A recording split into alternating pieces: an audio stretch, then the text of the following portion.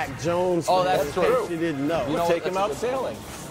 Me and Mac Jones. Oh my gosh, I'm inside joke. Oh, we're gonna sail to Nantucket. Oh, yeah. Visit Belichick. He's got several homes there. KD and the Suns, 29 points, 6 threes in 8 games as a starter. LeVar Ball-esque. Never lost. Here's the title standings. Well, odds. Yeah, in my book I call them standings. Okay. Just the way it is. Bucks, Celtics, then the Suns. Then the Sixers, who lost last night and didn't try.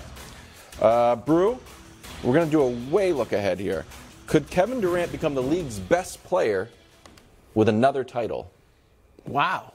No. Who's a bad actor? Brew always acts Not good. surprised at the topic. Knew. If you no one knew, if you wouldn't have said anything. Okay, Trust me. right. I've been in movies. I'm just saying. I have been in a movie. Go ahead. Hashtag reality high. Check it out on Thanks, Netflix. Brew. But anyway, no. I will give Kevin Durant nothing but props. Should he lead the Phoenix Suns to the title? Mm-hmm. But that will not mean he's the best player in the league. At 34? At 34 years old? He's going to be the best player in the league? I mean, look, you want to call him the best scorer? The most unstoppable scorer? Okay. But there's more to the game than shooting and scoring. And he's not bad at anything, but he's only great at one thing. And that is scoring the basketball. He's a good defender, not a great one. He's a good passer and playmaker, not a great one. He's a solid rebounder. I mean, he is basically 7 feet tall. He gets you about 6 or 7 rebounds a night.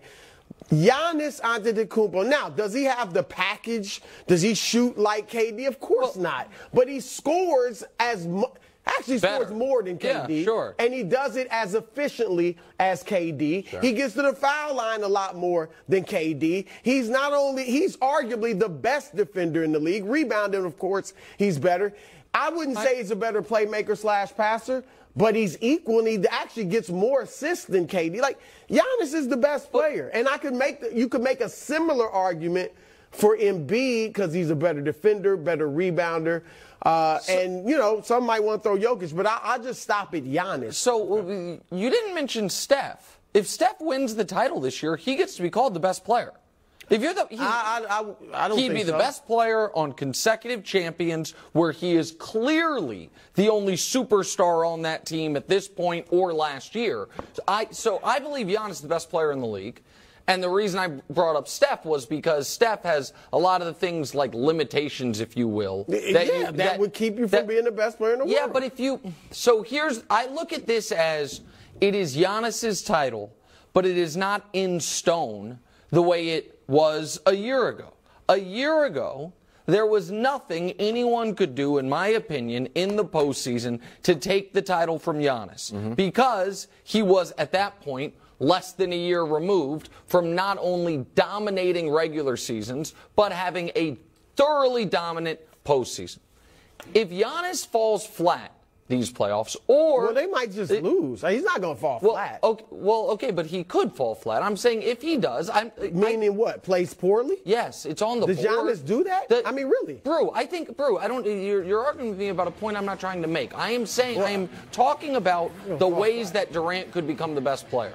But even if Giannis doesn't fall flat, if the finals were to be Suns-Bucks and Durant were to thoroughly outplay him, we have seen these two play in a playoff series 2 years ago, and Giannis's team won. It also involved, I would argue, the best game of Kevin Durant's life, that Game 5 kind of facing elimination with no Kyrie and Harden on one leg when he had 48, 17, and 10 playing all 48. And then the Game 7 where he had 48, 9, and 6 playing all 53. He has played Giannis in the series recently, and as far as them two together, played him to a draw. Maybe Durant slightly outplayed him.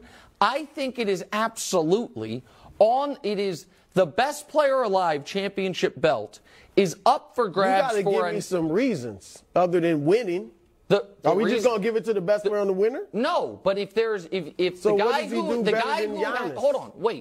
guy who has it right now, if he, after last year losing in round 2, if in consecutive years his team falls short of its seed, and I don't think it is such a gap where it's like nobody could argue that Durant has a bigger impact than him. No one could argue, then those guys could get it. Embiid might have an argument at the end of this postseason. I don't think it's going to happen, but Jokic could have an argument at the end of this postseason. Like, does that, you don't think that, you think it is? There's more. It's not just the best player on the champion. That's not the best player in the world. I agree with automatically.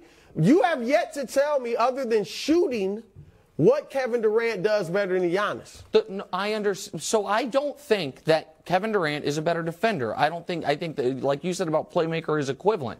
But I don't think it has always simply been a checklist of skills that we go side by side to determine who the best player alive is. But he's got more help. Who in Milwaukee is as good as Devin Booker? Well, I agree with that, Brew. So he's got more help. Giannis does more things great. How, if they win, it's again, I'll give him props, but that means he's better? So if the Bucks lose in round 2 to Cleveland, there is nothing that can happen the rest of the postseason that opens the door for someone else to be considered the best player in the league. Again, we agree who it is, but can I show who I think has held? I only think 12 guys ever have held this title, and I think that the way you hold the title is either winning consistently MVPs, getting your team deep into the playoffs every single year, or just being head and shoulders better than everyone. Can we show it, Hubs? I think we can. So Russell and Wilt split it in the 70s. Kareem, or in the 60s. Kareem had it for the entirety of the 70s. Moses, then Bird, then Magic. Jordan then had it unquestionably. When Jordan left, Hakeem had it. Then Jordan had it again. Then it was Shaq, Duncan, LeBron for a decade, and Giannis since then. Listen, Kobe fans would argue I have LeBron starting too early. We don't want to argue about the Kobe thing. And LeBron became the best player in the league with the 48 special. But set that aside. It is not just Giannis's in perpetuity. Someone can come grab it from him. But look. I'm saying, you're saying best player. Yeah. Like if Steph wins this championship, I don't know if that. Again, you got to look at supporting cast. You got all of that comes into play when you're talking about best player. So you don't think if Steph? I don't think Kevin Durant's the best player in the league. I don't right now. You don't think? Can I go to Steph real quick? They're a really good team, Phoenix. If the Warriors, what would the argument be if the Warriors win the title? That Steph should not be able to say, I'm the best player in the league. Because you can't. That he doesn't defend like Giannis or Embiid. So then he never can be the best player. Neither did Larry Bird. We all agreed he was the best player in the league. Bird, he had a moment, I guess. Yes. That was even in debate. Whether it was, but a lot of people debated that, whether it was him or Magic. But, Steph, look, historically I got him ranked higher than Durant. But at 34 years old, I also think availability is a part of it. He's not available.